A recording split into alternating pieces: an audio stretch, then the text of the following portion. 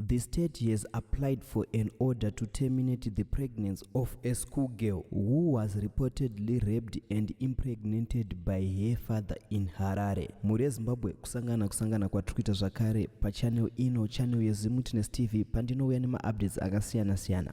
Uye ndinoti kana kari kekutanga kusvika pano ingobayawo button rekusubscribe uye musakanganwa kufollowa our Facebook page redu kuti musarasikirwe nema-updates andinodzoka nawo pano nguva nenguva. Hurumende yosaina mapapers ekuti mwana ane 16 years uyo akarepwa nababa vake kuWaterfalls abviswe pamuviri nekuti achiri mwana mudoko. Muri yeZimbabwe mushonga here? Chii ihosha here inenge yakubata inoita kuti munhu usvike palevel rekurepa mwana wako? Murume wekurepa mwana uyu asina kunge aburitswa zita rake nekoti anobva iye kuWaterfalls. Last year muna October akaenda iye kwaigara mwana wake pamwe chete namai vake kunze kweHarare, uko akanotora mwana wake akauya naye muHarare akatanga kugara naye kuWaterfalls kwaaigara.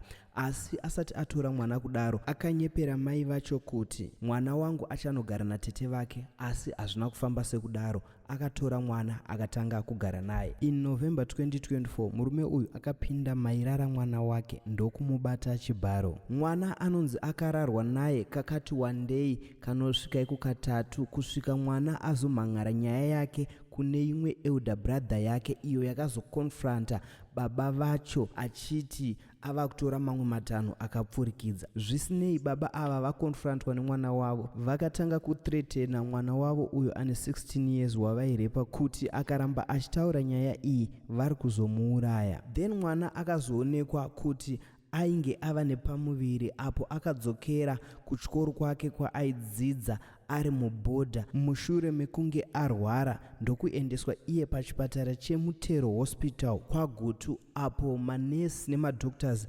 vakaonaona kuti mwana aive nepamuviri mushure mekunge arwara kuchikoro. So mwana akabvunzwa iye nematicha pamwe chete nemamwe maofficials epachikoro, akakwanisa kutaura iye kuti baba vake ndivo vakamurepa kusvika azoita pamuviri paainge ainapo. Muri yeZimbabwe imagine mwana wako wawakazvara, mwana anotokuti baba, wotora wobata woita mudzimai. Asi kunze uku vana sisidhori variko vakawanda, vakamirira zvebonde vakawanda. Muri yeZimbabwe mushonga here? Chii chaizvo? Uriwe mutongi gava unoitongawo sei nyaya yakadai?